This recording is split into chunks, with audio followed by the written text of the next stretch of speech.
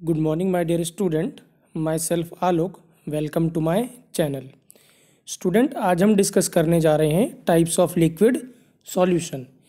Student ये जो classification है ये बेस्ड है ऑन राउल्ट्स लॉ कि कोई सॉल्यूशन राउल्ट्स लॉ को फॉलो करता है या कोई सॉल्यूशन राउल्ट्स लॉ को फॉलो नहीं करता है। करेक्ट। तो ये क्लासिफिकेशन है based on Raoult's law. Student यहाँ पे आपको जो लिक्विड सॉल्यूशन लेना है उसमें दोनों ही कंपोनेंट लिक्विड होने चाहिए। करेक्ट। मतलब दोनों ही वॉलेटाइल होने चाहिए। तो यहाँ पे हमने एक प्योर लिक्विड ए लिया हुआ है और एक प्योर लिक्विड क्या लिया है बी। ठीक। और इन दोनों को मिक्स करके हमने सॉल्यूशन बनाया जिसको हम क्या बोल रहे हैं ए बी सॉल्यूशन बोल रहे हैं। करेक्ट। तो अगर हम प्योर लिक्विड ए की बात करते स्टूडेंट तो वहाँ पे सारे मॉलिक्यूल ए के ही होंगे। तो उनके बीच में जो इंटरमॉलिक्यूलर फोर्स ऑफ अट्रैक्शन होगा वो क्या होगा ए के बीच में होगा। करेक्ट। सिमिलरली जो लिक्विड प्योर लिक्विड बी होगा उसमें सारे ही मॉलिक्यूल किसके होंगे बी और बी के। तो वहाँ पे जो इंटरमॉलिक्यूलर फोर्स ऑफ अट्रैक्शन होगा वो क्या होगा वो बी और बी के बीच में होगा। करेक्ट।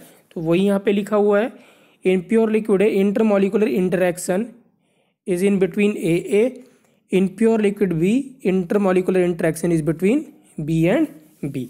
करेक्ट। जब आप इन दोनों को मिक्स कर देंगे स्टूडेंट और सॉल्यूशन बनाएंगे तो वहाँ पे अब दो तरीके के मॉलिक्यूल मिलेंगे हमें, दो टाइप के, एक टाइप ए और टाइप बी। वहाँ पे जो इंटरमॉलिक्यूलर फोर्स ऑफ अट्रैक्शन होगा वो ए और बी के बीच में होगा। करेक्ट। ए बी टाइप होगा। तो यहीं पे वो लिखा हुआ है in a solution intermolecular interaction is in between A B. Correct. Clear. तो स्टूडेंट जो लिक्विड क्लासिफिकेशन है बेस्ड ऑन राउल्ट्स लॉ वो हम दो पार्ट में इसको क्लासिफाई करते हैं। करेक्ट है। क्लियर। पहला है को बोलते हैं हम आइडियल सॉल्यूशन। आइडियल सॉल्यूशन वो जो स्टूडेंट राउल्ट्स लॉ को ओबे करेगा उसको हम क्या कहेंगे आइडियल सॉल्यूशन। और जो राउल्ट्स लॉ को ओबे नहीं करेगा उसको हम क्या कहेंगे नॉन आइडियल सॉल्यूशन। तो यहाँ पे मेंशन है स्टूडेंट वही ideal liquid solution is of two type, ideal solution and non-ideal solution। ideal solution it follows the Raoult's law, non-ideal solution does not follows the Raoult's law। correct। and student non-ideal solution is further classified into two categories, one is known as positive deviation and another is known as negative deviation। correct। एक कौन सा है positive deviation, दूसरा कौन सा है negative deviation. Correct. तो मैं रिपीट कर रहा हूँ वो सॉल्यूशन जो राउल्ट्स लॉ को ओबे करेगा उसको हम बोलेंगे राउल्ट्स लॉ और जो सॉल्यूशन राउल्ट्स लॉ को ओबे नहीं करेगा उसको हम बोलेंगे नॉन आइडियल सॉल्यूशन। और non ideal solution further classify होगा टू कैटेगरी में, पॉजिटिव डेविएशन और नेगेटिव डेविएशन। करेक्ट। तो स्टूडेंट अब हम एक एक करके डिस्कस करते हैं। करेक्ट। सबसे पहले हम डिस्कस करने जा रहे हैं आइडियल सॉल्यूशन। Clear student. तो अभी हमने डेफिनेशन में बोला the solution which obeys the Raoult's law is known as ideal solution. जो राउल्ट्स लॉ को ओबे करेगा वो क्या कहलाएगा आइडियल सॉल्यूशन। करेक्ट। स्टूडेंट यहाँ पे आप ऐसे सोचिए कि हमने जो सॉल्यूशन लिया है ए बी टाइप लिया हुआ है। तो जैसे ही आप ए बी सॉल्यूशन आप क्लोज कंटेनर में लेंगे वहाँ पे इक्विलिब्रियम इस्टेब्लिश हो जाएगा लिक्विड और किसके बीच में वेपर्स के बीच में। लेट्स सपोज स्टूडेंट जो आपने मिक्सचर लिया है उसमें जो ए का है वो मोल फ्रैक्शन 0.3 है तो बी कितना हो जाएगा mole fraction student 0.7। And let's suppose P naught A is 100 and P naught B is 200।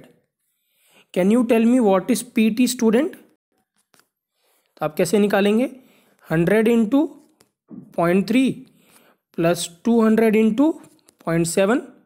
correct। and what will be the value, the pt will be 170। correct। कितना आएगा 170।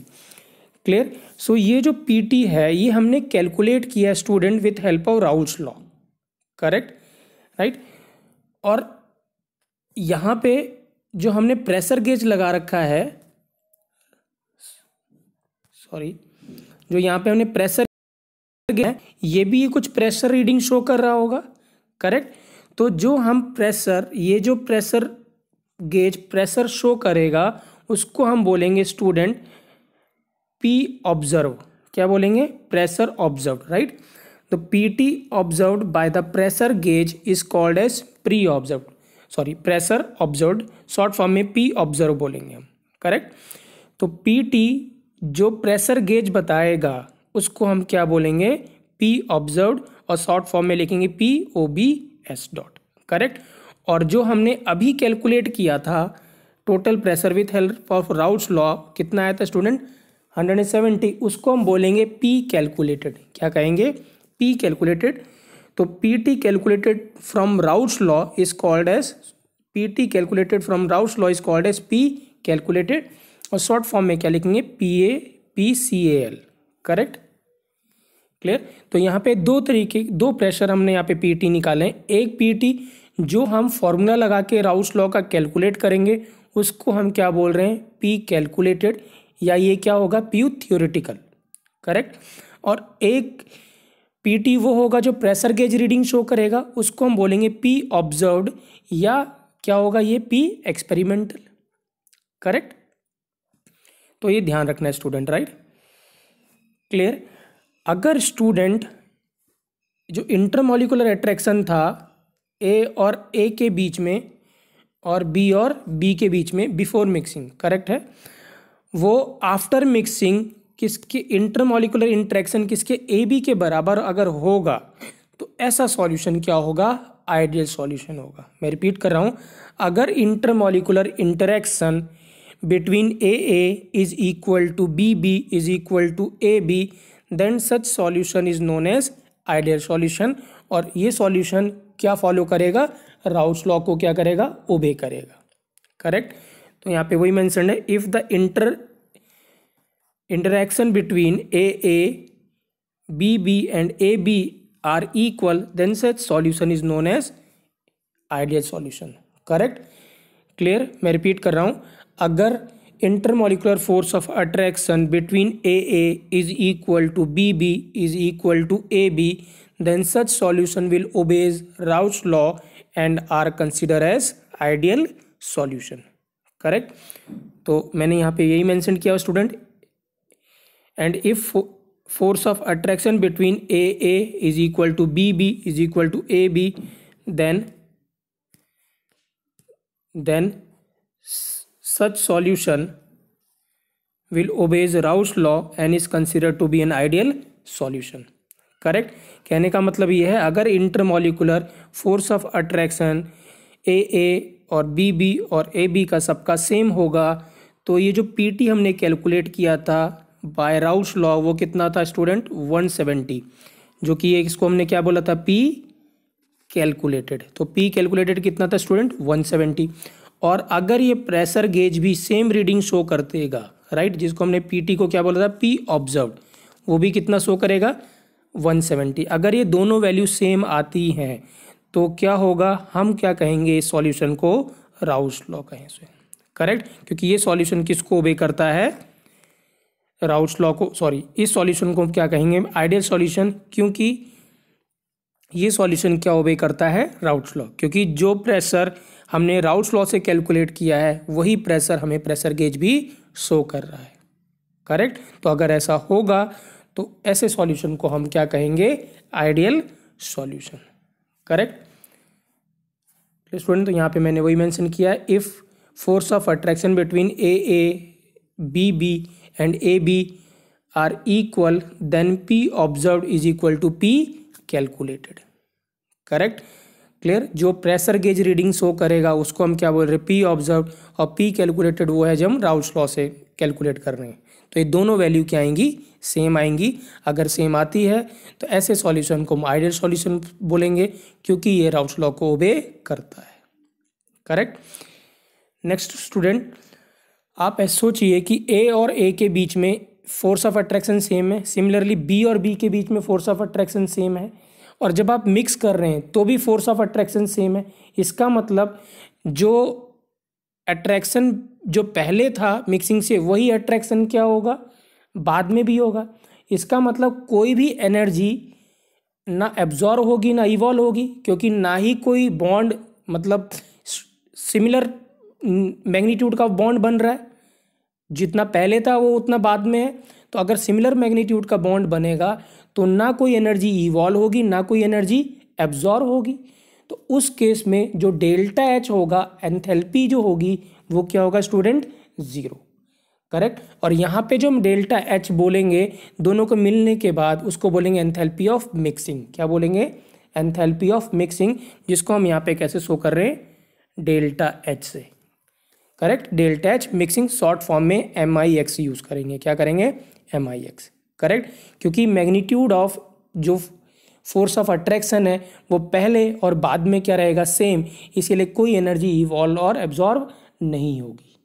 करेक्ट। तो same यहाँ पे मेंशन्ड है, if force of attraction between AA is equal to BB and AB then delta H mixing will be equal to 0।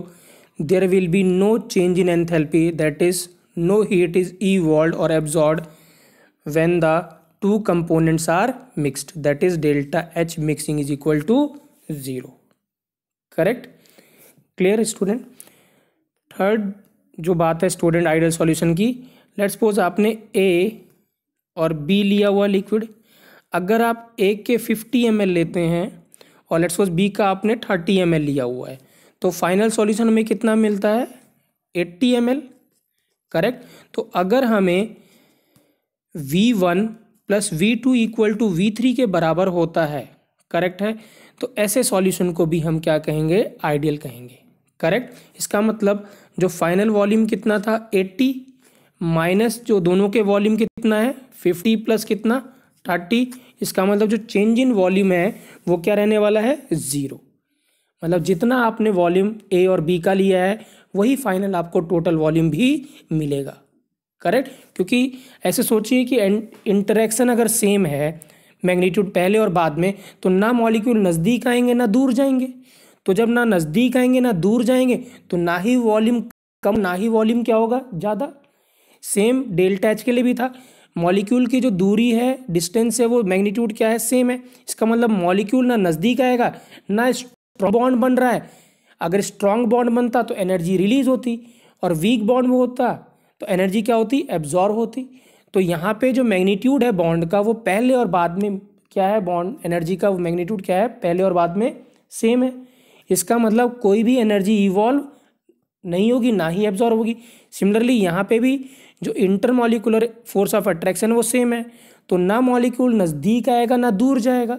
इसका मतलब जो पहले वॉल्यूम था मिक्सिंग से वो बाद में भी मिक्सिंग के बाद होगा। इसका मतलब जो डेल्टा V ऑफ मिक्सिंग रहेगा वो क्या रहेगा, सेम रहेगा। करेक्ट। तो मैंने यहाँ पे वही मेंशन किया student, and if force of attraction between AA is equal to BB is equal to AB then there will be no change in volume on mixing the two components, therefore delta V mixing is equal to 0। V1 plus V2 equal to V3, therefore delta V mixing is equal to 0। Correct.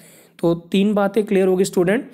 Ideal solution क्या है, P observe is equal to P calculated होगा, delta H mixing क्या होगा 0, और delta V mixing भी क्या होगा 0। Correct. Now student अब हम देख रहे हैं एंट्रोपी ऑफ मिक्सिंग क्या होगा। करेक्ट।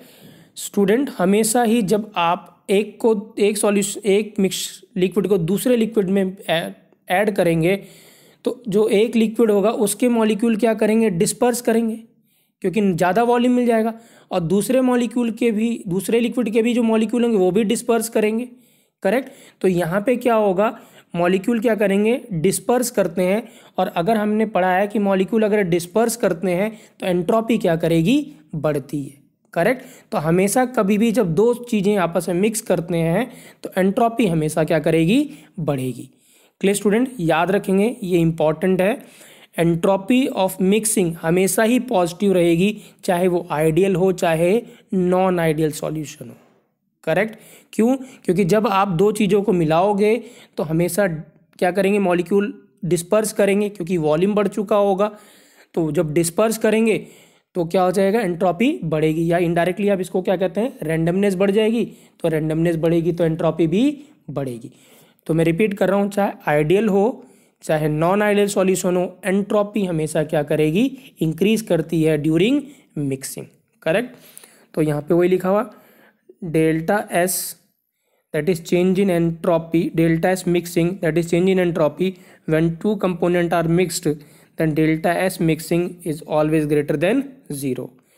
ठीक है, शॉर्ट फॉर्म में हम मिक्सिंग को क्या लिख रहे हैं, MIX स्टूडेंट, करेक्ट. तो delta S mixing MIX is equal to delta S mixing, correct. Fifth है स्टूडेंट, हमें गिव्स फ्री एनर्जी चेंज भी देखना है ड्यूरिंग मिक्सिंग. जब हम A और B को आपस में मिला रहे हैं और सॉल्यूशन बन रहा है तो डेल्टा G क्या होगा, that is delta G mixing क्या होगा, पॉजिटिव नेगेटिव की 0. क्या आप मुझे बता सकते हैं क्या होगा स्टूडेंट? सॉल्यूशन जो बनना है वो एक स्पॉन्टेनियस प्रोसेस है. अगर आपने एक दो को आपस में मिला दिया, एक A और B को ऐड कर दिया और सॉल्यूशन अगर अपने आप बन रहा है, this means it is an spontaneous process. आपको कुछ भी करने की ज़रूरत नहीं है. तो अगर स्पॉन्टेनियस प्रोसेस होगा तो डेल्टा G क्या हो जाएगा, नेगेटिव हो जाएगा, करेक्ट. तो मैं रिपीट कर रहा हूँ फिर से यहाँ पे कि अगर सॉल्यूशन आइडियल है या नॉन आइडियल है, वो चाहे राउल्ट्स लॉ को ओबे करता है या नहीं करता है, डेल्टा G मिक्सिंग क्या रहेगा स्टूडेंट, हमेशा ही नेगेटिव रहेगा, करेक्ट. क्योंकि सॉल्यूशन बनना एक स्पॉन्टेनियस प्रोसेस है, करेक्ट. वो होमोजेनियस मिक्सचर है, वो अपने आप बनता है. तो डेल्टा G मिक्सिंग क्या रहेगा, नेगेटिव रहेगा, करेक्ट.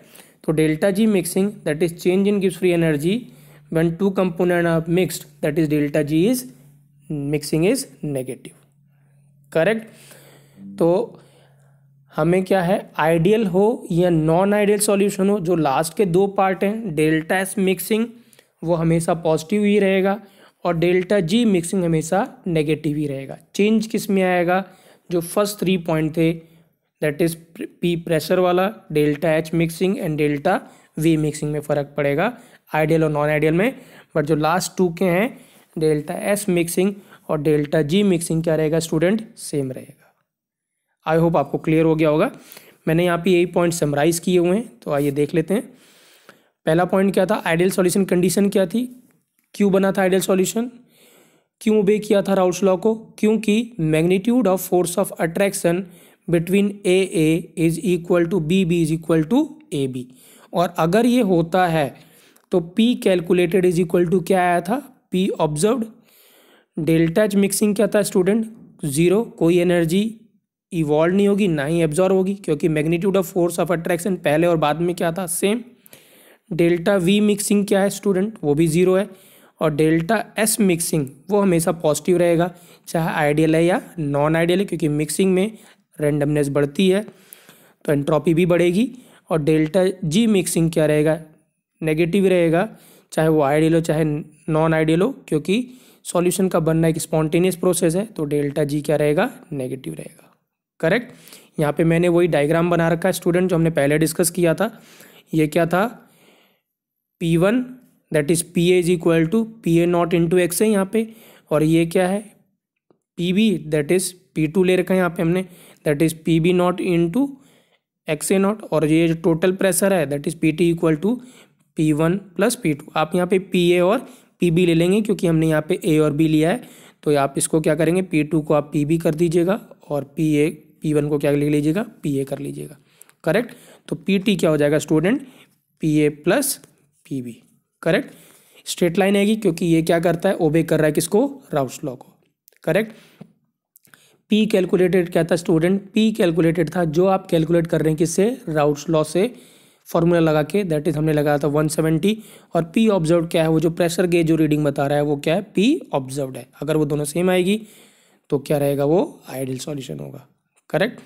अब मेन क्वेश्चन ऐसे आता है बेटा, इंपॉर्टेंट मेन क्या है, हमें कैसे पता चलेगा कोई सॉल्यूशन देख के कि वो आइडियल होगा कि नॉन आइडियल होगा. लेट्स सपोज हमें बता दिया, पूछा कि मिथेनॉल और इथेनॉल का जो मिक्सचर होगा वो क्या आइडियल होगा कि नॉन आइडियल होगा, हमें कैसे पता चलेगा, करेक्ट. तो क्वेश्चन हमेशा ज़्यादातर ऐसा आता है, वो आपको 4 ऑप्शन देगा और आपसे पूछेगा कि किसमें से चूज़ करिए correct option which is ideal, correct. तो मैं आपको इंपॉर्टेंट बात बता रहा हूँ, आप यहाँ पे ध्यान से सुनिएगा, करेक्ट. अगर दोनों लिक्विड, जो आपने लिक्विड A और लिक्विड B लिया है, वो अगर उनका जो पोलर नेचर है सेम होता है या नियरली सेम है, पोलर नेचर का मतलब स्टूडेंट वो सेम फैमिली से बिलोंग करते हो, मतलब फंक्शनल ग्रुप क्या हो, सेम हो। अगर एक अल्कोहल है ए, तो बी भी क्या होना चाहिए, अल्कोहल, करेक्ट। अगर एक एसीटोन है तो दूसरा भी क्या होगा, एसीटोन होना चाहिए, करेक्ट। एक एरोमेटिक है तो दूसरा भी अगर एरोमेटिक होगा तो क्या होगा, उनका पोलर नेचर क्या रहेगा, सेम रहेगा, या नियरली क्या रहेगा, सेम रहता है। तो कंडीशन क्या है, लिक्विड ए और लिक्विड बी का जो पोलर नेचर है वो नियरली क्या होना चाहिए, सेम। पोलर नेचर का मतलब they should belongs to same family और should contain same functional group. और दूसरी बात उनका जो साइज होना चाहिए वो भी नियरली सेम होना चाहिए, करेक्ट। नियरली सेम का इस मतलब ये स्टूडेंट कि जो आप ए ले रहे हैं और जो बी आप लेंगे वो जस्ट इमीडिएट वाला होना चाहिए, correct. Immediate in the sense का क्या मतलब है, अगर आप एक मिथनॉल ले रहे हैं तो उसका अगला वाला आपको लेना है उसी फैमिली से, उसी फंक्शनल ग्रुप से। तो अगर आप ए मिथनॉल ले रहे हैं तो बी क्या लेंगे, इथेनॉल लेंगे। और अगर आप ए इथेनॉल ले रहे हैं तो बी क्या लेंगे, प्रोपेनॉल लेंगे। और अगर ए प्रोपेनॉल ले रहे हैं तो बी क्या लेंगे, ब्यूटेनॉल लेंगे, करेक्ट। तो अगर आप जस्ट इमीडिएट वाला लेते हैं, ठीक है, तो हमेशा जो सॉल्यूशन बनेगा वो क्या बनेगा, आइडियल बनेगा।